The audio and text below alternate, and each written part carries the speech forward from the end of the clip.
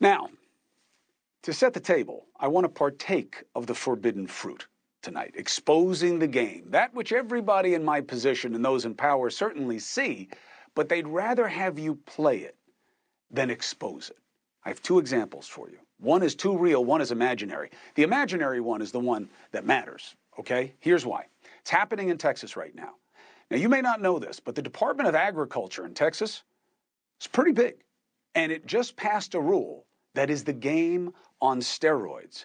Again, the agency is a big deal. I know you think agriculture agency, Texas, 74% of the state is agricultural land. So there's a lot to manage. And not only that, there's a lot of urgency. There is a real water problem facing their agriculture industry that needs solutions, that needs advocacy, that needs resources, that needs to be figured out by that agency. There's also a dearth of farmers. People are getting old. They're leaving. Fresh blood is not coming in. Provides a little measure of irony if you think about that in Texas, given how resistant much of that state is to allowing any fresh blood to come into the country through the southern border. And yet, what is the top of the agenda for the Secretary of Agriculture in Texas? Having people wear assigned gender-appropriate clothes. I'm not making it up. He sent this out as part of the new policy, this guy, that employees are expected to comply with this dress code in a manner consistent with their biological gender. Now, this is what we call a non-controversy. It's playing the culture war instead of cultivating food for a growing population that is increasingly food deprived. Why pass a rule that means nothing to agriculture and affects such a small fraction? Remember, this is hyped, this problem with transgender. In Texas, you're talking about a little tiny fraction of maybe 1% of the state population. Why would you ever address that when you have such huge issues that are in your purview? Because the head with the hat and the smile is a political operative first.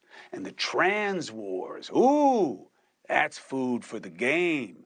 Feeding the fury seems to be more important than feeding the state. Now, when the agriculture agency becomes the agro agency, where your job is to get angry about culture issues, that is the game on display. And we need to expose it because it is killing us. Next, we have the game playing out in a real way that is not getting enough attention. I see it as part of the boy who cried wolf syndrome. You know, there's so many examinations of the former president and kind of a sliding scale of how legitimate they are or useful, in my opinion. But this trial over these allegations by E. Jean Carroll, whether you buy it or not, it's gotten very real. It's no longer a what-if situation, you know, like what's happening in Georgia or any of these other things that's going on with him. They're real stakes. This trial's going on. She's on the stand, giving real testimony, not getting blown out of the water. And there's a real jury that isn't about counting votes from Republicans or Democrats. They could convict the former president. We have not been here before. This is the closest we've seen the former president to any real legal jeopardy.